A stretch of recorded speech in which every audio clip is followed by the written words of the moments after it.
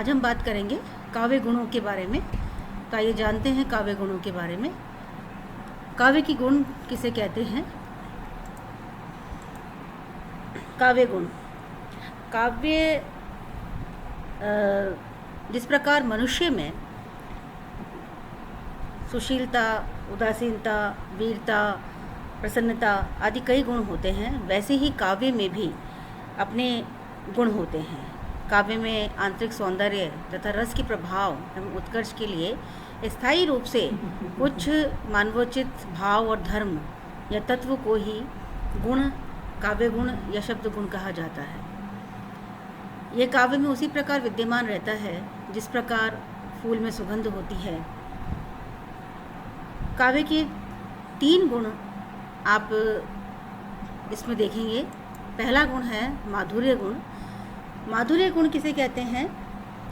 किसी काव्य को पढ़ने से, उसे सुनने से जहाँ उसमें मधुरता का संचार होता है वहाँ माधुर्य गुण होता है। इस गुण विशेष में श्रृंगार, शांत एवं करुण रस भी पाया जाता है। माधुर्य गुण जो होता है वो इस प्रकार का होता है जिस प्रकार अपने हृदय को पिघलाकर उसे इस प्रकार आह्लादित बना देता है, इतना सौम्य बना देता है कि जिस प्रकार मिठाई में मिठास होती है वैसे ही माधुर्य रस के अंदर भी मिठास होती है। माधुर्य युक्त रचना को जब हम पढ़ते हैं तो उससे पढ़ने से मन में एक प्रसन्नता का भाव उत्पन्न होता है, एक आह्लाद का भाव उत्पन्न होता है और वह आह्लाद हमें आनंद की अनुभूति करवाता है। तो ये जो माधुर्य है, इस माधुर्य का संबंध हम श्रृंगार रस से लेते हैं, करुण रस में भी लेते हैं और शांत रस में भी लेते हैं।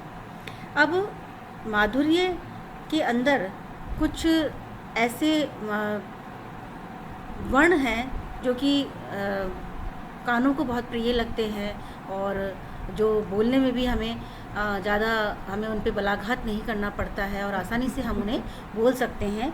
तो उनमें जैसे क, ख, ग, झ इत्यादि आप इसमें देख रहे हैं, वो सभी आते हैं। यानी कि हम उसमें कठोर वर्णों को प्रयोग में नहीं लेते हैं, जैसे कि ट, ठ, ड, ढ आदि वर्णों का उपयोग हम उसमें नहीं करते हैं। अनुनासिक वर्णों की अधिकता इसके अंदर होती है। अल्प समास या समास का अभाव इसमें होता है। इस प्रकार ये कह सकते हैं हम कि ये कर्णप्रिय होता है, इसमें आर्द्रता होती है। ये समास जो है उसमें या तो होते हैं और या कभी नहीं भी हों तब भी इसमें काम चल जाता है। यह समास जो है वो बहुत छोटे छोटे रूपों के अंदर उपस्थित होता है। तो इसका उदाहरण भी आपके सामने प्रस्तुत है, आप देख सकते हैं इसमें, जैसे कि बसो मेरे नैनन में नंदलाल, मोहिनी मूरत सांवरे सूरत, नैना बने विशाल। दूसरा भी है मंद मंद मुरली बजावत, अधर धरे, मंद मंद निक्स्यो मुकुंद, मधु बनते।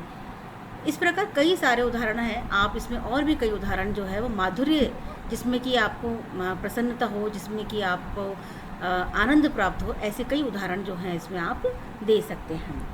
तो ये तो हमने बात की है माधुर्य रस की। अब हम दूसरे गुण पर आते हैं जो है ओज गुण। जैसा कि इसके नाम से ही विदित होता है, ओज। ओज का शाब्दिक अर्थ होता है एक प्रकार का तेज, प्रताप या दीप्ति। ओज हमारे हृदय के अंदर वीरता और ओज को जन्म देता है। वीरतापूर्ण जो भाव आते हैं उनका अभिप्राय ये होता है कि आप कितनी तेजस्विता के साथ अपने भावों को प्रकट कर सकते हैं। ओज काव्य का वह गुण है जिसके कारण मन में उत्साह, उत्तेजना और एक जोश उत्पन्न होता है। ओज गुण का संबंध हम वीर रस, रौद्र रस और विभत्स रसों के साथ में लेते हैं। इस रस के अंदर ओज जो वर्ण है उनका प्रयोग किया जाता है, जैसे कि ट, ठ, ड, ढ आदि का, जिसमें दीर्घ र तथा ण आदि का प्रयोग देखते ही बनता है। इसमें रेफ के संयुक्त वर्ण हैं, जैसे कि क्र, कृपाचार्य वाला, कर्म वाला, द्र, आर्द्रता जैसे हम लिखते हैं उसमें द्र आता है वो, और अल्प प्राण वर्णों से संयुक्त उनके जो महाप्राण वर्ण हैं, जैसे कि आधा क और ख जो लिखते हैं, क, च, आधा च और छ, च और आधा प और फ, इस प्रकार अल्प प्राण वर्णों से संयुक्त होकर उनके महाप्राण जो वर्ण मिलते हैं वो भी आप ओज गुण के अंदर हम काम में ले सकते हैं। तो इसका भी एक उदाहरण हमने यहाँ प्रस्तुत किया है कि बुंदेले हर बोलों के मुख से हमने सुनी कहानी थी, खूब लड़ी मर्दानी वह तो झांसी वाली रानी थी।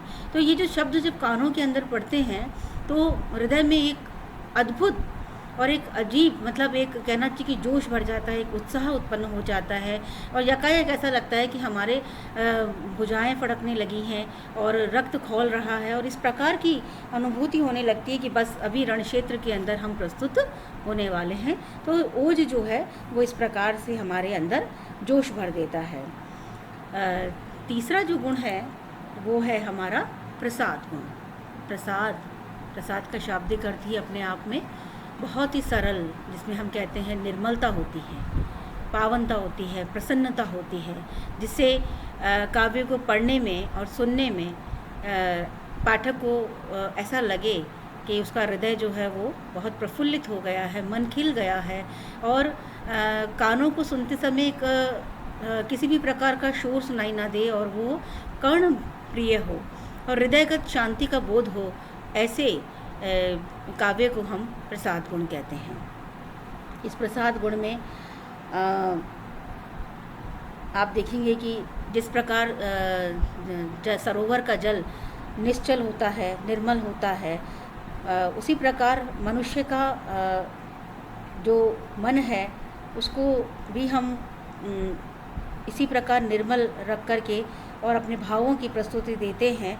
तो उसी प्रकार जैसे सूखे काठ में प्रज्वलित अग्नि सहज ही शीघ्रता के साथ अपनी पूरी लौ के साथ प्रज्वलित हो जाती है, वह आनंद हमें प्रसाद गुण वाली रचना को पढ़ने में मिलता है, जिससे हमारे चित्त में व्याप्त शांति के साथ हमें आनंद की अनुभूति भी होती है।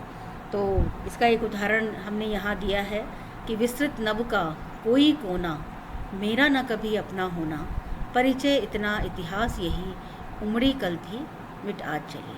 महादेवी वर्मा जी ने इसमें बहुत सुंदर वर्णन किया है। इसी प्रकार और भी कई उदाहरण हैं, जैसे कि विनती सुन लो हे भगवान, हम सब बालक हैं नादान, विद्या बुद्धि नहीं कुछ पास, हमें बना लो अपना दास। तो इस प्रकार से आप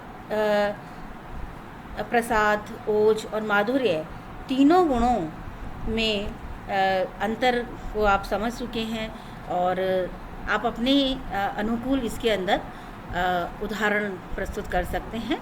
तो आज हमारा गुण का जो ये विषय था यही समाप्त होता है। धन्यवाद।